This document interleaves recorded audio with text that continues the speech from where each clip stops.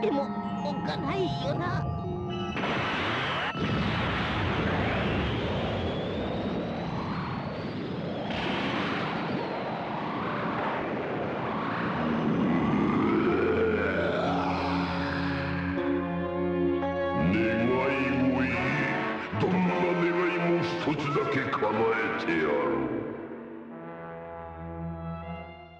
Dragon Balls. 7 magical MacGuffins, each with the number from 1 through 7.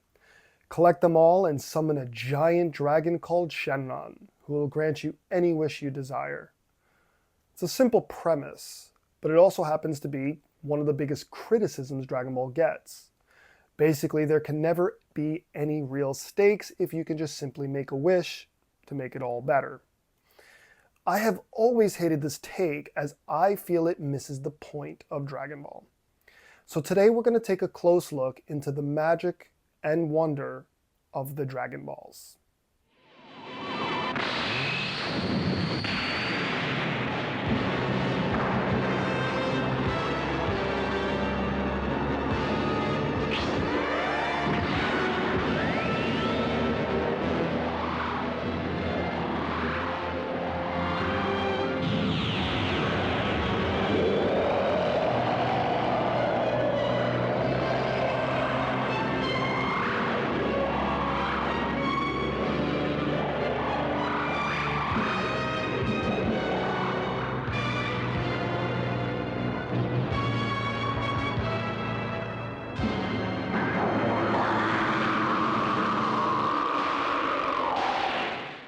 We of course first learn about the Dragon Balls right in the beginning of the story, the first chapter of the manga, the first episode of the anime. Goku and Bulma meet by chance. She tells him about the magic of the Dragon Balls, as you can see here. ほらね。私んちの蔵にさ、この玉があったの。で、何かなと思っていろいろ調べてみたら、すっごいボールだってことが分かったのよ。こいつのどこがすごいんだ？教えてほしい？いいわ。7つのドラゴンボールが集まると、シェンロン、つまり竜の神様が現れ、その時に呪文を唱えればどんな願いでも一つだけ叶えてくれるのです。どんな願いもそれはすごい。ドラゴンボールで世界を支配するのだ。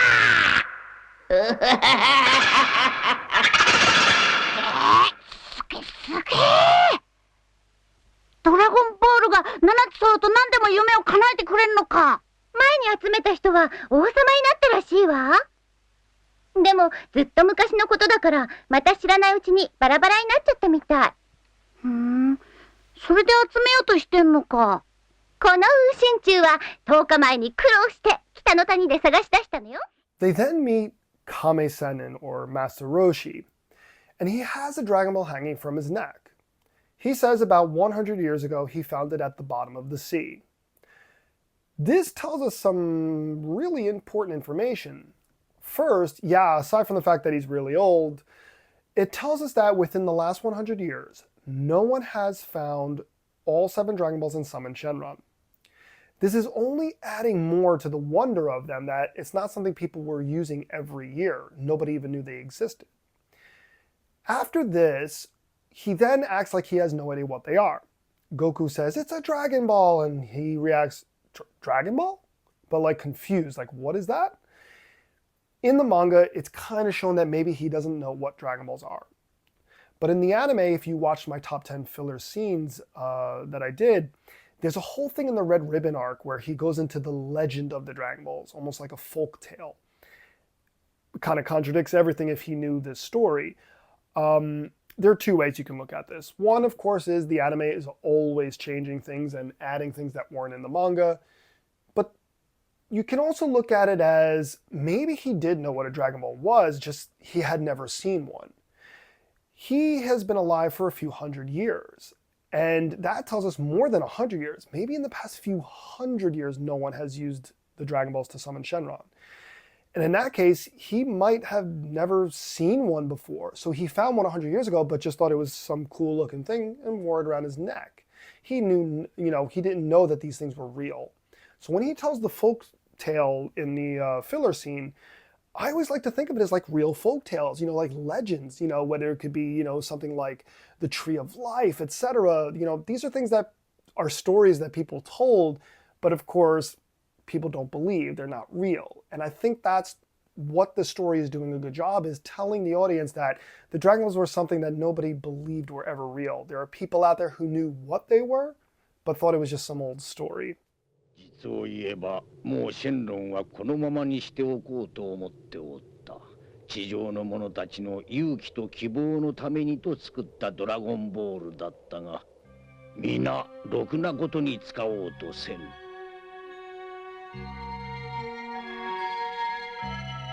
己の欲のためにだけボールを奪い合い無益な血を流す。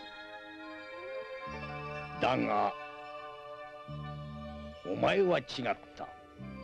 散々迷ったが、お前のようなものがわずかでもいるならば、再びドラゴンボールを復活させてもよいと思ったわけだ。We learn more about the Dragon Balls after we meet Kami-sama. We learn he is the one who created the Dragon Balls. Okay, cool, we're getting some more understanding of what they are. There's a really great moment here, though, where he kind of is hesitant on reviving them. Piccolo Daimao, King Piccolo kills Shenron, and Kami's like, I don't know if we really should have them anymore. But upon meeting Goku, he sees something. He tells Goku something really interesting, is that he created them so that it would give humans hope and courage. But instead, what did he witness? People killing each other, stealing the Dragon Balls from each other, and they just becoming monsters and always making wishes that were just greedy and selfish. So seeing that in humanity is, something I guess we can understand in our own history. If the Dragon Balls were real in our world, that's basically what people would be using them for. But then seeing Goku and his friends, and then seeing how Goku was using the Dragon Balls to help people. Goku's first wish was to bring Upa's father back. That was a pretty, selfless thing to do. And now Goku's asking to have the dragon revived because he wants to bring his friends back again.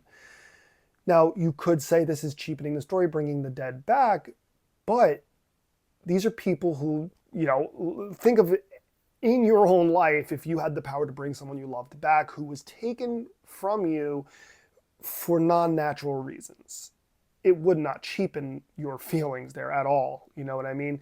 It's not like someone died of old age. You're talking about someone, especially like Kuririn, who's a kid at this point, don't forget.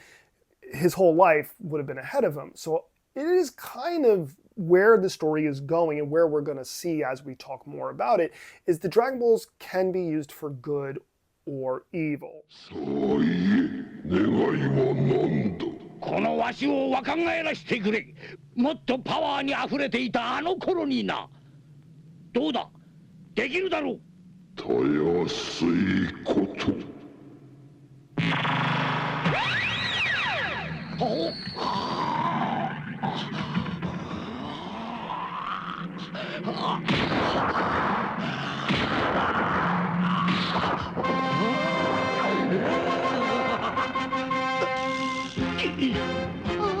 ピッコロ様の顔が。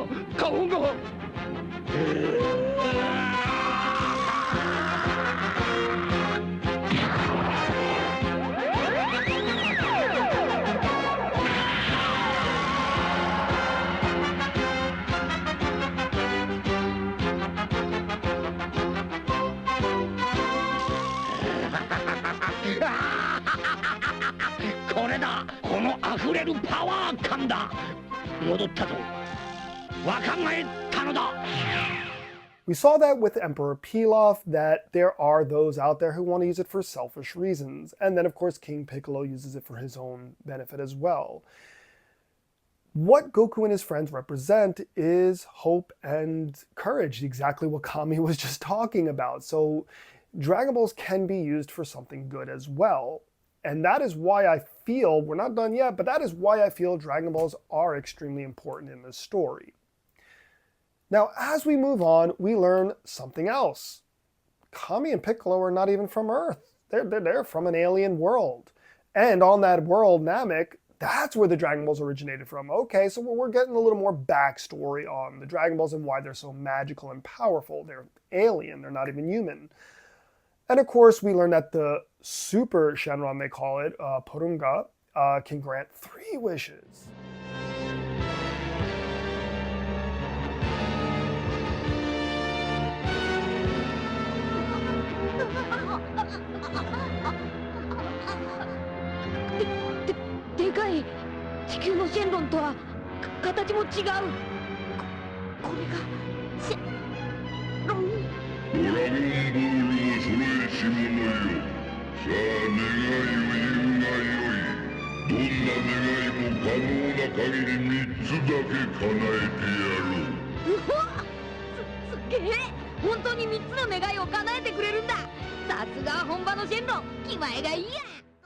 In Dragon Ball Super, we're given a definitive origin of the Dragon Balls.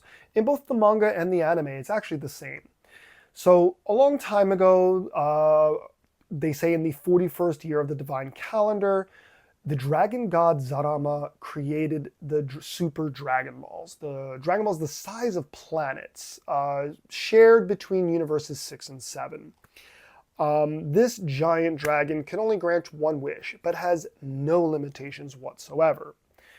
A piece of this was cut off and taken by the Namekians, who then created their Dragon Balls and thus continued down to Earth. This is pretty interesting information, as it kind of just elevates the Dragon Balls to, the realm of the gods, the godlike stuff, which is what Super was all about. And it also kind of makes sense why they were so powerful to begin with. They weren't even just from an alien world, like it says in Dragon Ball Z or, the manga. But no, these were things that, like, the gods created. These were like super divine things, hence why they could grant wishes of any kind.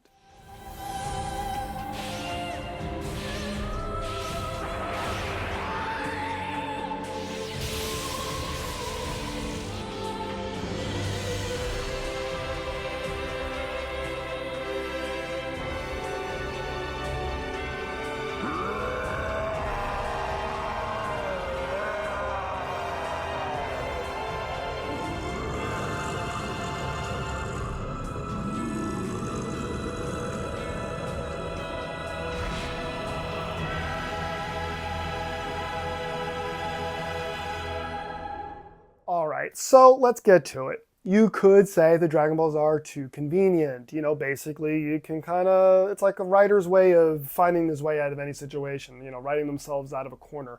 Yeah, of course, that's what the Dragon Balls are pretty good at. But in the story, it's not so simple. There are always stakes. Right in the beginning, Bulma and Yamcha want to use the Dragon Balls for selfish reasons. And Pilaf manages to get the Dragon Balls from them and is about to make a wish to rule the world. I mean, it's pretty serious if you think about it. Thanks to the Great Oolong, right here, he makes this lovely wish here and they are able to stop the villain. Great. The next time the Dragon Balls are into the story is the Red Ribbon arc. Goku just wants the Dragon Ball, the 4-star Dragon Ball that his grandfather had. That's all Goku cares about. However, you got the Red Ribbon Army, who found a way to track down Dragon Balls as well. And now they're threatening to use the Dragon Balls also for world domination. It's a back and forth battle, and in the end, Goku has to make the sacrifice of using the Dragon Ball he wants to keep to bring back Koopa's father.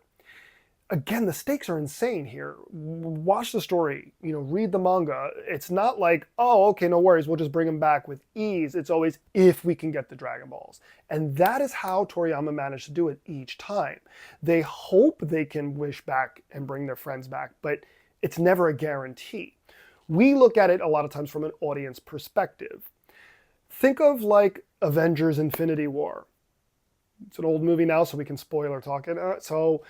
You watch the movie, Thanos snaps his finger. Oh my God. And then like half the life in the universe is gone. Oh my God. Spider-Man's dead, etc. Did you all really think that they weren't going to find a way to bring him back and stop Thanos? I mean, sometimes in storytelling, that's just how it is. We know the heroes are going to win, but it's in the moment that it happens that the drama exists. The same in Dragon Ball. Move further down when you get to King Piccolo now. All they want to do, Goku wants revenge for what happened to Kuririn, and he gets his ass kicked. King Piccolo then makes sure that, was it Roshi dies, Kami-san dies because he uses Mafuba. Then you have Chaozu gets killed.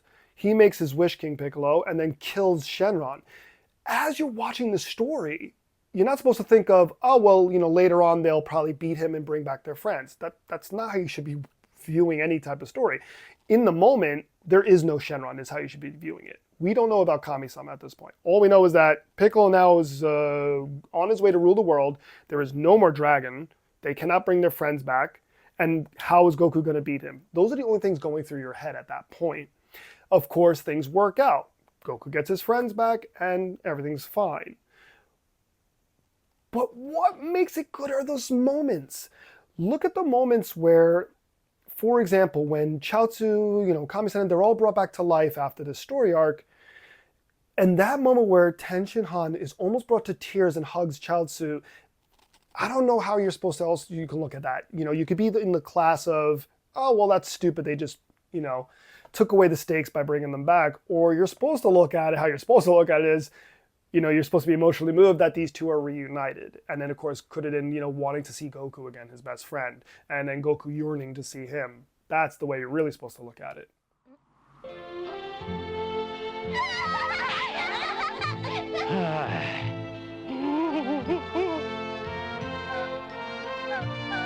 Charles! 願いは叶えてやった。さらばじゃ。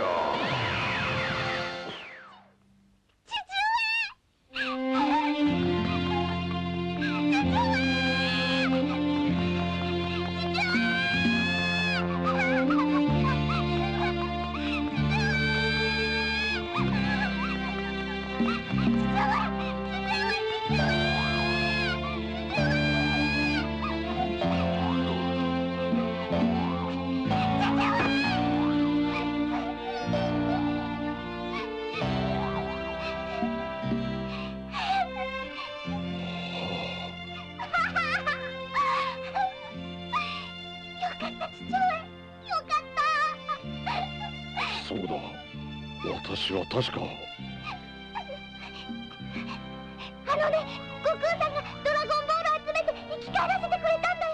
Toriyama continues doing the raising the stakes, if you will, and making the Dragon Balls not a guarantee when we get to, of course, the Saiyan saga. And in here we have a lot of people die, a lot of Goku's friends die, and then to top things off, Piccolo dies and the Dragon Balls die. So, whoa, now you have Goku who's pissed because his friends are gone and he can't get them back. Of course, then we get the little, well, we overheard Vegeta say that on planet Namek or Dragon Balls.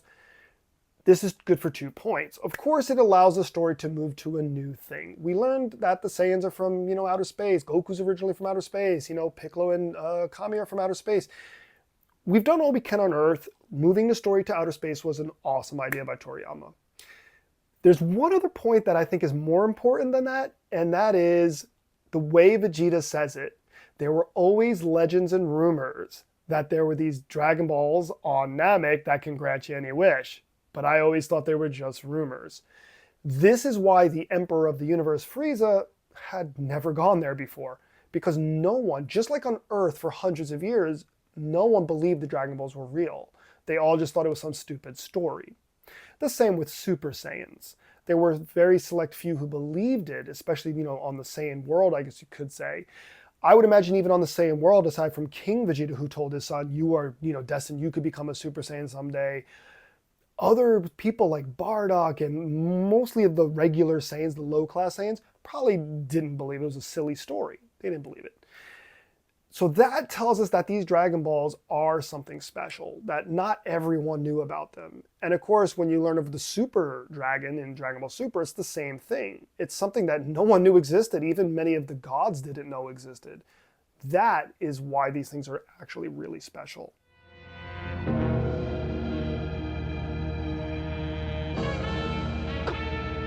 これがボルンガ。さあ願いを言うがいい。どんな願いでも3つだけ構えていよ。 So yeah, you can still look at the Dragon Balls as just some convenient storytelling method. That's perfectly fine. But I hope today that you can also see the other side of it, and that Dragon Balls, for one, were rare. They were not something that everybody knew about. You know, they were something that only select few ever knew about. The villains used them for wrong, whereas the heroes generally used them to undo what the villains did. And just like legends in the real world, you know, they were things that nobody believed in until the fateful day when a boy met a girl. There are two main reasons why the Dragon Balls aren't a cop-out or a cheap loophole, as some people say. They were established day one that they could make any wish. Toriyama literally tells the audience that this will happen. Compare this to Naruto, which I love dearly. After the Pain story ends, Pain uses a jutsu to revive everyone he killed in Konoha that day. While I don't think this is the worst thing ever, it does completely come out of nowhere and feel forced. Now, aside from being used as MacGuffins, meaning that it drives the plot forward, villains come to get the Dragon Balls, heroes have to stop them, heroes use the Dragon Balls to fix what the villains did. You know what I mean. It also works as a rewarding moment for both the audience and the characters. Just look at some of these scenes right here. We have Tenshinhan and Chaozu reuniting. We have all the people being brought back on Earth when Vegeta makes the wish, which is a selfless act Vegeta does, which also lets him come back to life. These are all wonderful moments that hit us hard when we watch them. We don't think, oh, that's cheap. No, we're all like, oh my God, oh great.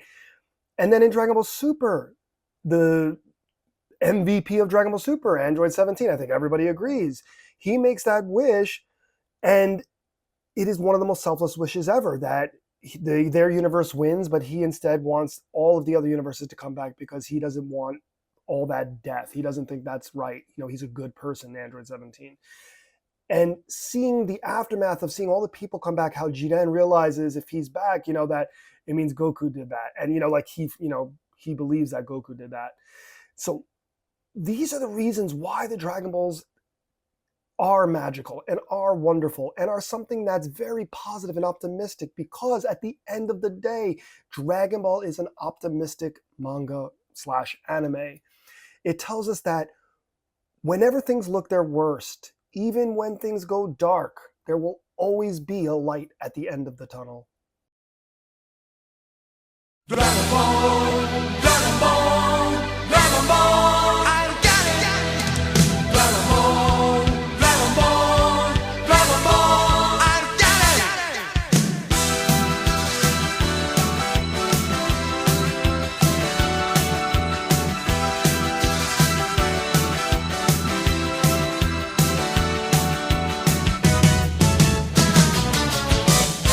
どんな夢でも叶えるというどんな願いも望みの通りにそっと秘められたドラマ遠い昔の日の夢7つのボールに散りばめられた奇跡がここに今よみがえる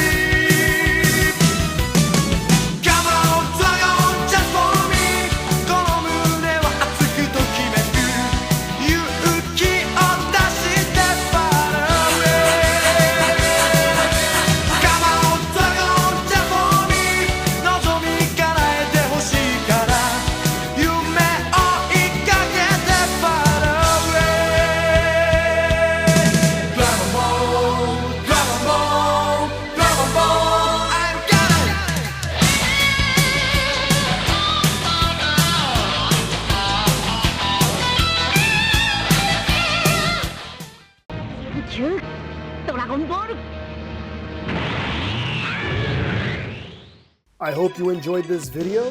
Thank you to all the new subscribers. The next video coming up is a top 10, so I'll see you soon.